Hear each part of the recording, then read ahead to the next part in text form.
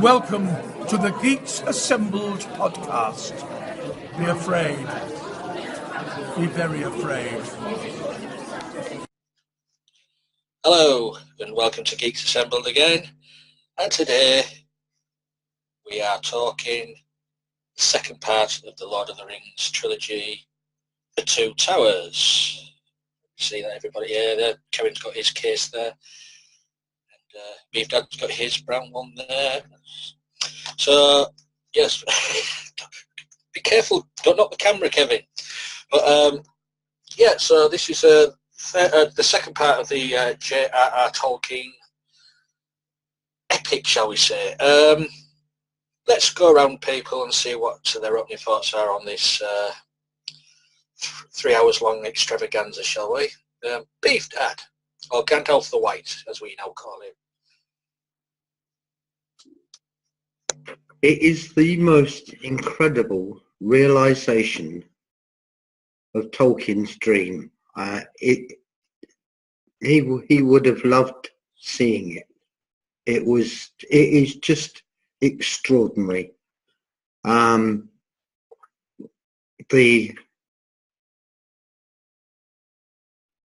attack by the Ents on Saruman's tower on Isengard is just extraordinary.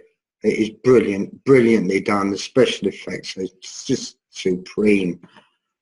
And to my own way of thinking, the crowning glory of this particular one was the realization of the attack on Helm's Deep. I remember it so well from the book, and it is exactly how I imagined it. It was as if somebody had taken it out of my imagination and put it on the screen in front of me. It is just superb. I mean, Peter Jackson he's a genius. And what an incredible cast it is.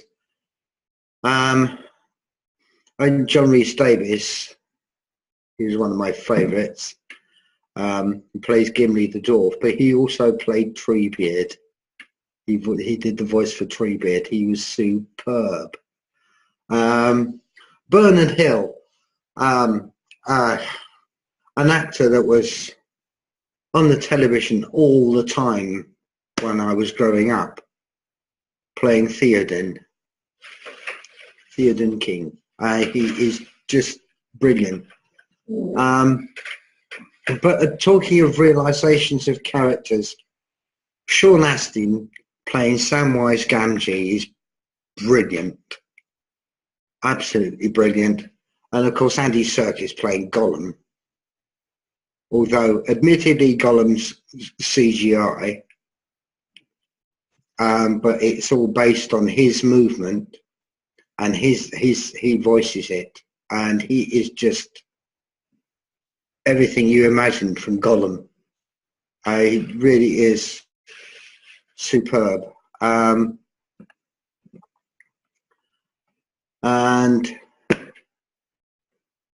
yeah, Christopher Lee as Saruman is just so wonderfully sinister. And of course, Brad Dourif, who plays Grima Wormtongue. What a total and utter complete creep. A complete creep. I very nearly used the word. But I don't, as we know. But yeah, just absolutely superb, completely brilliant realisation. Thanks for that, Beef Dad. I mean, it is a brilliant realisation, but then you realise when you remember reading the books, there is a hell of a lot they haven't put in these movies. There is still a lot of stuff they've had to take out because, I don't know, maybe it's time restrictions, but there is stuff in the books what's not in the movies. And I agree with Beef Dad. Christopher Lee is always sinister. I think Sinister was Christopher Lee's middle name. let's go to our very own, it says on my screen here, so I'm going to have to call it our very own Gollum, Susan. Gollum. Gollum. I think they're nice when they're wriggly and wet and potatoes. Potatoes? What's potatoes? Precious. Yeah, I really love the story. I love this trilogy. I love the books that it came from. I love that it's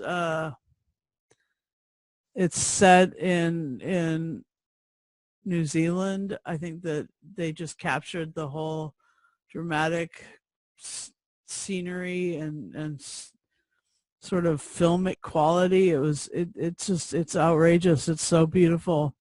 And even I mean, it's got quite a big story arc for everybody. I mean,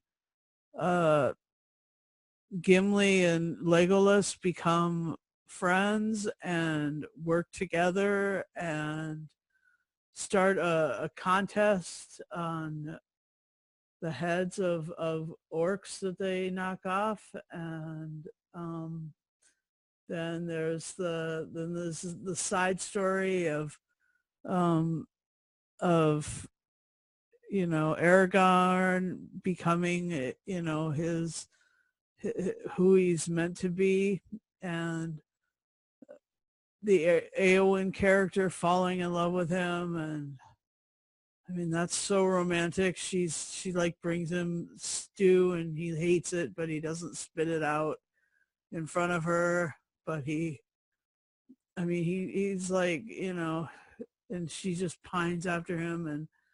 And when he takes his tumble during the warg attack, she's like right there going, where is he? Where is my Aragorn? And so that's kind of amazing. And then the whole beautiful arc of Sam and Frodo starting off in a position of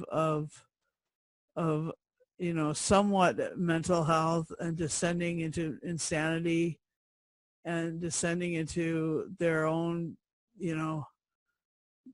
what ends up separating them, the ring, how it's affecting them and stuff like that.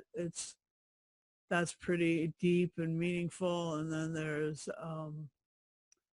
I really love how the two of them the two of them embrace Gollum, kind of. I mean, they try to anyway. And Sam is always like, no way, dude, this guy's nuts. And yeah, so that was cool. And then I love the sweeping arc of the wizards. I mean, Gandalf comes back, Gandalf lives, Gandalf goes from being a gray wizard to a white wizard. And when he shows up in the forest the first time, even in the extended edition, he's not revealed to Pippin and Merry, but there he was. And then he was revealed to Gimli, Aragorn, and Legolas. And Legolas is like, don't let him speak to you, he'll put you under a spell. And when he starts speaking, it's with Christopher Lee's face and voice. And then they do a morph to Ian McKellen's face and voice. And that was really something amazing, because you're not sure which you're not sure that the white wizard is a good wizard. Is you're pretty, I mean, everybody has talked about how Saruman walks here and there as a white man, an old man, with a cane in the forest, and he, I guess that's what he used to do, but now he's burning the forest. And then the end moot, which was like just a few conversations, and it took 3 days to do, and that's hilarious. And then Pippin and Mary drinking the ant water and growing tall. That was hilarious too. And then one more thing is that the ants attacking Isengard, and oh, the the the line, the great line, the epic line. They're taking the hobbits to Isengard. They're taking the hobbits to Isengard? They're taking the hobbits to Isengard. Anyway, they did it only once, but as every person who's been on the internet has seen it like 3 times or 6 times or whatever, or they made it into a song or whatever. It's funny anyway. Anyway, that's The Two Towers. Great story, rich and beautiful, and a great tapestry. Thanks for that, Susan. Kevin, our little old Frodo, what have you got to say? Well, when the kin say you don't have no power here. Yeah, when I saw that, it scared the living piss out of me. I sat down to watch this movie, but man, this was a long movie. It was. This is the theatrical cut, and it is 100 and it's probably almost 180 minutes again, right? On the theatrical version. Oh no, 172 minutes. So yeah, I started the movie at 7, ended at 10ish. So yeah, I really loved this movie. When I first saw the first Hobbit trailer, I was really, longing for for the let's see how the Lord of the Rings are. And then they were in some store for very cheap. I was like, why not? Never saw them, so I got them as a gift from family. And yeah, I really enjoyed this movie. Gandalf was in it, Ian Cannon, Christopher Lee, sadly he passed away. Still miss him till this day. And yeah, that's basically it now. Thanks for that, Frodo. We will move on to Susie, and let's see what her thoughts are on this, the second part of the trilogy. Well, it's, as it's been said before, this is an amazing feat. The fact that they filmed all 3 parts, all 3 movies, at the same time, in the same places, with the same actors, and it's all just one book. I mean, that's what is so incredible. It's all just one book, and as Lee said, it didn't all make it in the movies. And I didn't read this book. When I was a kid, I read The Hobbit, but I never could get through this book. And when I saw the movies the first time, it was in theatrical versions. Everybody else saw them. And but I didn't really understand them until I saw the extended versions. So the extended versions I like better, and I actually own them because I really liked them so much. So if I really need to chill out and feel better, or it's one of my, this whole series is one of my go-to relaxation, just refresh the brain cells movies. And they just get better as they go on. The first one is good, the second one is even better, and the third one is my favorite. So it's just, there are such good things, and Susan already hit on some of the really great points. I did not know, I was wondering today when I saw it if John Reese did the voice for Treebeard, so thank you for that. I didn't realize it. I thought it might have been, but I didn't realize it. I was wondering today, or I was rewatching it. Yeah, they go out of their way, because it's such a heavy story. It really is. But they try to go out of their way to bring out the light moments, which really does help in the storytelling. So when the hobbits start getting taller because of the ant water, and it's just the trees. I wish there was even more with the trees, quite frankly. I wish that when the trees came to finish off the orcs at the end of the battle, that there was even more of the trees going back and forth. But I love this movie. There's just all three of these movies. There's just nothing really bad to say about any of them. The only thing I can ever say about any of it is I wish there was more of this part or more of that part. But there's never I didn't like this or this threw me out of the movie. Or it's just a great movie. It's one of those things that it was a brilliant achievement of cinema to be made. The whole three-movie series. And if you're going to watch it, watch all the extended versions. They make much more sense, and they're worth it. So, yeah, I agree with you there, Susie. The extended versions do make a lot more sense. What can I say without repeating myself what I said about the Fellowship of the Ring? As the locations, I said, New Zealand, it's just beautiful. Where they filmed it all, and the scenery is just beautiful. As for the story, yeah, it goes along steadily. As Beef Dad said, the Battle of Helm's Deep is just fantastic. It's one of cinema's finest. With John Rhys Davies voicing, this is my only little gripe, voicing Treebeard. I wish they would have disguised his voice a little bit more, because it didn't vary much from Gimli, really. So I think they should have tweaked the voice a bit more on that. But that's not my little gripe. But with, as I say, with the dwarf Gimli, he's there for the humour.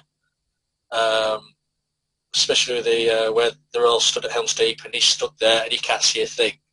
Of all the places to pick, they put him there and he can't see over the wall. And and then where they want you, he's talking, and you have to sling him across to the drawbridge. Yes, you're going to have to toss me,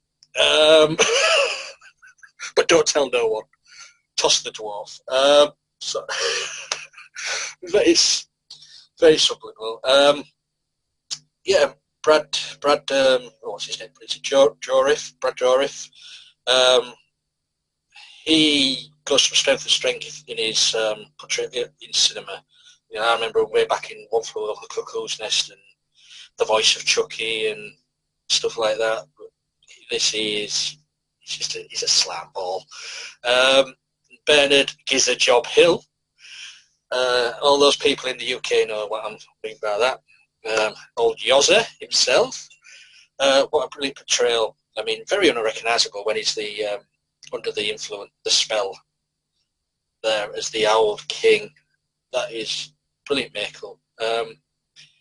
It's an enjoyable movie. I mean, it is long, the extended, but very, very long. But you get so involved in watching the movie. It flies by. And it's been said as well, Andy Serkis as Gollum, wow. He's making a career out of CGI characters now, isn't he? I mean, this, King Kong, all the other stuff he's doing. Caesar from Planet of the Apes. Planet of the Apes, yes. To be honest, I think he needs an award or something for the work he's done in cinema. Because without the ways he goes to work every day and does these sort of things, would we have ever had this 20 years ago in cinema? No. You would have never had an actor do this. But Andy Serkis has come to the forefront in this sort of line of acting. And by God, he's absolutely brilliant. So, he needs an award. Give him an award.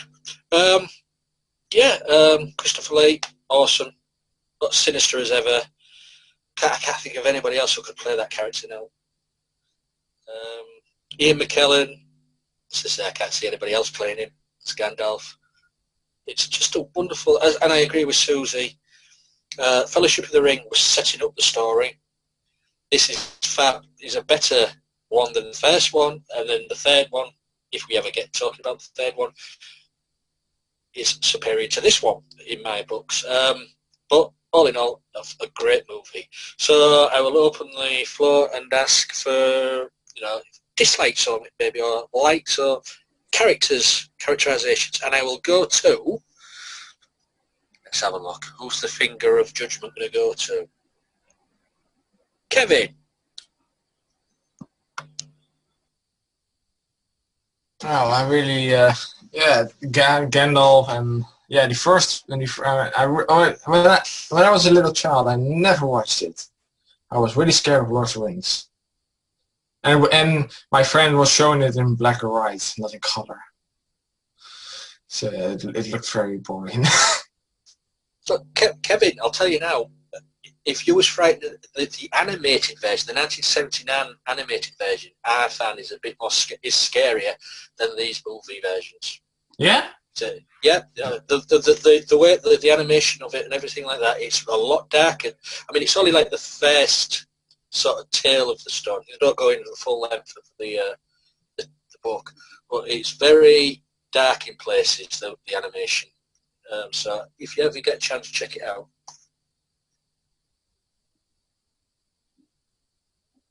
Yeah, I will do that. And I like overall the movie. It was actionful. It was very interesting all the way through the story, even if it's 170 minutes. But it's a lot of fun. And if you haven't watched it, go watch it with a family member, or anyone else, So that's my tip for today. That's some good advice from Frodo Jr. So we will go now to Frodo from the movie. With the hairy feet. Gandalf the White, Beefhead. I call you Beefhead then. Beef Dad. But I can see the similarity. Over to you. Not a surprise, is it really? We've talked about Andy Serkis, but the one thing we haven't talked about is his conversations with himself as Gollum and Smeagol. The conversations he has with himself are just absolutely brilliant, and they just go to show completely how totally gaga Gollum is. And the one bit of sanity in his life is when he realizes that his name was Smeagol. And the performance, the vocal performance, is just extraordinary, absolutely extraordinary. We haven't mentioned Merry and Peregrine. That go off with the Treebeard. I did. Well done, you. But we haven't mentioned them very much. Their performances in this are brilliant. I mean, they are... people think of Gimli as being comic relief, but those two are basically a comedy duo. And the bit where they actually find where they've been wading around in the water around Isengard, and they find the food and they find the pipeweed, and it is just so clever, so funny, and they really make me laugh, those two. I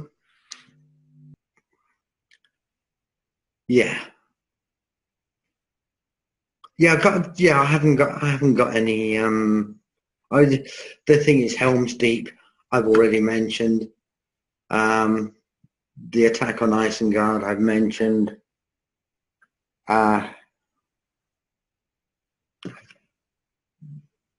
Really speaking, that's... Yeah, I've got nothing more to add, apart from the fact the whole thing is bloody brilliant. Yeah, me too. Yeah, totally agree with that. I forgot about the pipeweed and their love of the alcohol as well.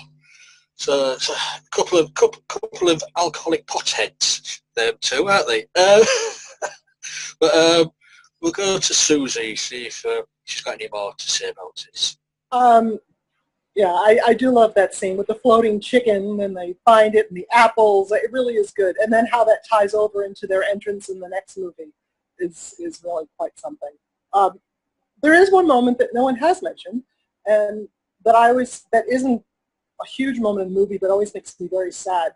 And that's when the arrival of the elves from Galandria's wood elves, and then when they get killed. It's just so sad. And I guess, it's kind of like they're the red shirts. Somebody has to die in the battle that matters. But it's really sad because I wish that there are things that I would have loved to see more of in this movie or in these movies. The development of Saruman, why he went bad. Even in The Hobbit, it isn't really addressed. And also more about the elves themselves. But when they die, it is very, very sad to see all these dead elves lying around. That's about it. It's a fabulous movie. Everybody should see it. And I'm looking forward to reviewing the next one because that's my favorite. Right, that's if it wins the poll. Oh, come on. It's got to win the Susie poll. You W. can't leave me hanging. All right, we'll move over to Susan now. See if she's got anything else to say. If she can find a microphone. Oh, there it is. Okay, the sequences that were really amazing to me were the horses coming down that head wall on the way to Helm's The light. Yeah. With the light following them and the light illuminating all the orcs. Yeah, that was amazing. Shrinking from the light in terror because of, the fact that they were born yesterday and they hate light. So I think that's really fun and really cool. And the other thing was Saruman and Grima Wormtongue all holed up in Isengard,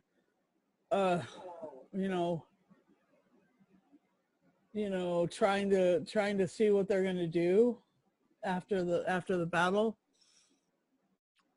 And I love the comedy duo of Pippin and Merry, and that's that bit where they find their provisions and they rest up after the battle. But the ants and the trees need none of that. They just need a little water and a little sunshine, and they'll go to town and photosynthesize. So that's their deal. So that's pretty fun, and I don't know, it's really great. So that's my bit for right now, since I spoke so much at the beginning. Susan, you can never speak too much. Well, some people in the cast sometimes do, but he's not here today.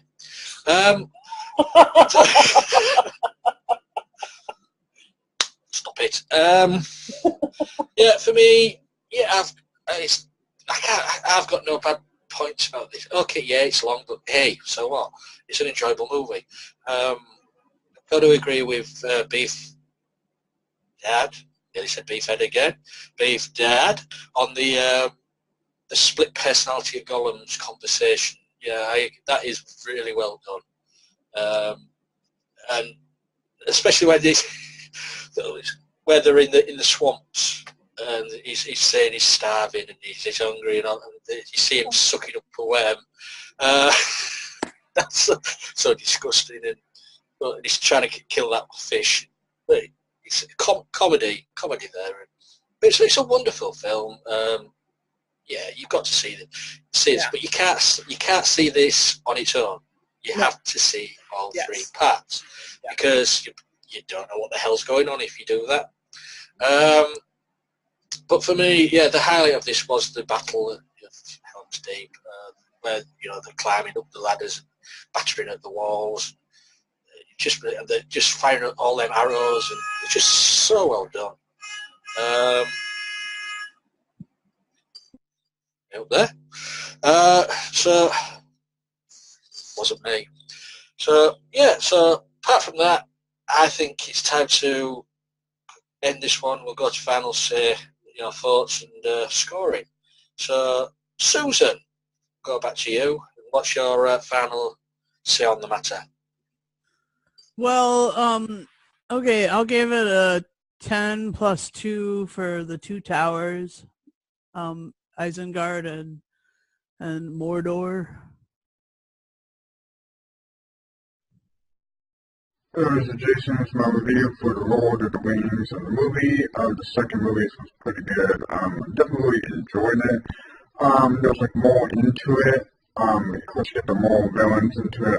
One villain who in a way controls the king. Then you got Gorn, who appears in this movie. The one who says "my precious," who's obsessed with the ring. Of course, he tries to do what he can to help out Frodo and the other dude. Then you got these wooden kind of creatures, these big wooden giant creatures out there. And finding out more about the other wizard who ends up being an evil guy. Well, we found out the other wizard, Gandalf the Grey, goes as Gandalf the White. For this trilogy of the movie, definitely enjoyed each one of them. And yeah, they're really long. I mean, they're about 3 hours long of a movie. But they're definitely enjoyable too. I mean, you definitely see a lot of fighting into it. Of course, you get some little drama between some characters, but there's also, what's his name?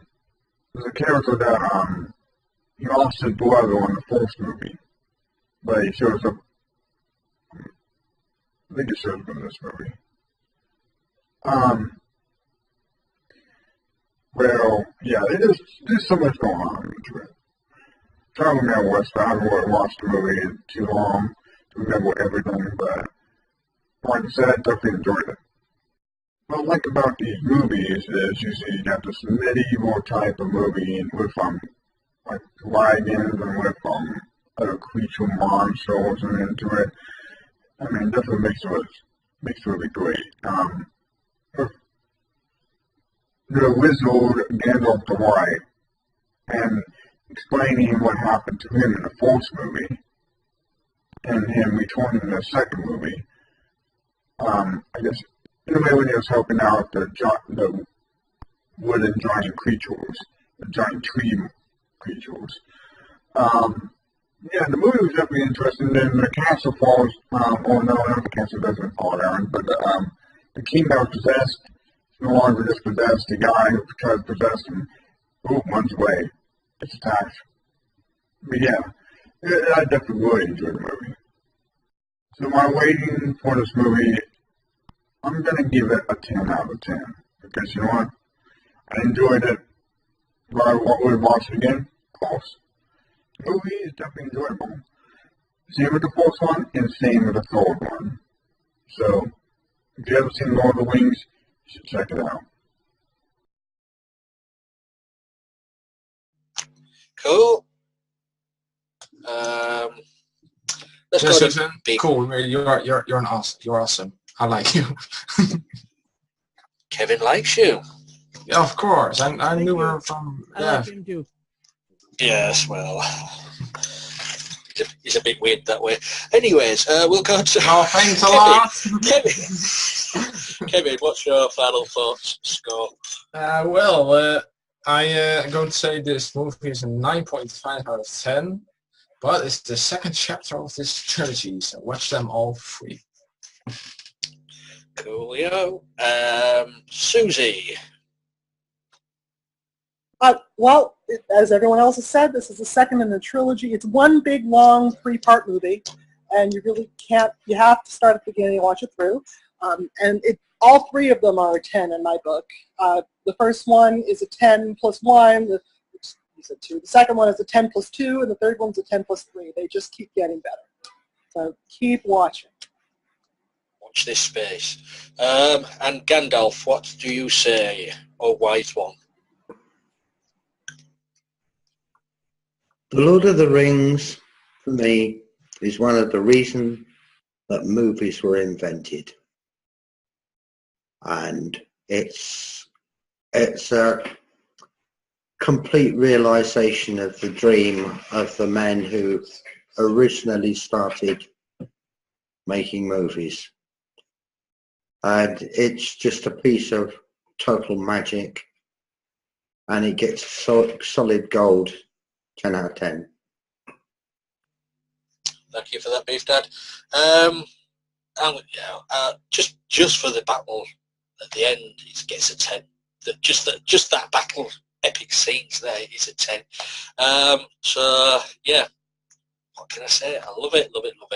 And as everybody said, this is the middle part of the trilogy, and you've got to watch from beginning to end to get the full enjoyment of this saga. Just don't watch one part, or don't watch one disc out of 2, as one of our cast members did last time. We won't name names, Brian, Ron. So let's put this one to bed, shall we? Thanks for listening. Thanks for watching. Thanks for everything, because you make my life worth living. All you guys coming here. What was that, Kevin? Yeah, I want to say thank you. No, because that's if you guys didn't get involved, it'd be dull. I like getting together on these, talk. We may not like what we talk about. We may love it. We may have disagreements. But hey, that's what this is about. So thanks for you guys getting involved. Sometimes we'll try and get some more new faces, hopefully. But we're in it for the long run, long haul. So please give this a thumbs up. Give it a dislike. Comment below. What did you like about the movie? What did you like about Kevin? What did you hate about Beef Dad? Nothing. Your comments are always they don't know me that I'm on here. Just like Kevin, that was Arnold Schwarzenegger then. Put the cookie down now. Yeah, there you go. Yeah, you'll find us on Twitter at Geeks Assemble. We've got our Tumblr, public Facebook group. Gollum. Yes, I think Susan's got a bit of a cold, and I think she needs something for her throat. So, Gollum. But thanks again, and until next time. Yeah, live long and prosper. Live long, well, Star Trek, of course, but let's hope that this precious lot will be back again next time. Precious. My precious. My precious.